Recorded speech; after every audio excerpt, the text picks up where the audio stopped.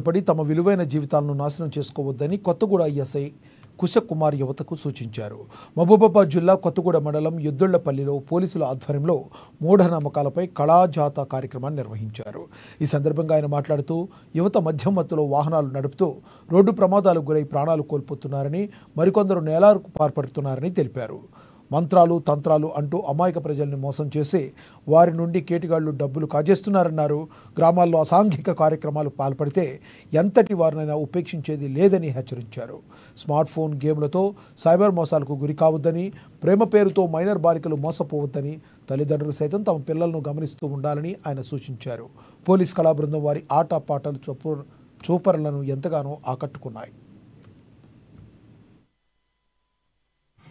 వాళ్ళకు pocket money చెప్పేసి pocket money ఇంట్లో మన విలేజ్ లో గ్రామ స్థాయిలో మనం పాకెట్ మనీ అని చెప్పేసి సపరేట్ ఏం వడ్డీ ఏమి ఉండదు. కూలికి 4 చేస్తాం, వాళ్ళకు ఏదో వాళ్ళ పరీక్ష ఫీజులు కట్టడమే మనకు గగనం.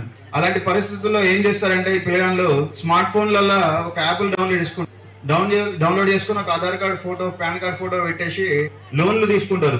ఎవరికి తెలియదు, అది ఇంట్లో ఎవరికి చెప్పరు.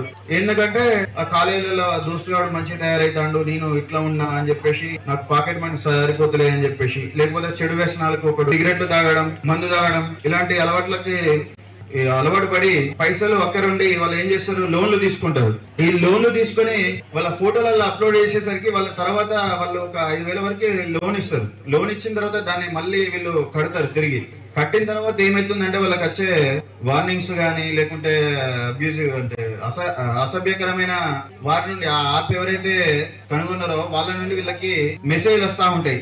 ఎవరు ఇట్లా మీ బంధువులకి ఇప్పుడు నేనే డౌన్లోడ్ చేసుకున్నాను అనుకో, నా బంధువులకి ఈ ఫోటోలో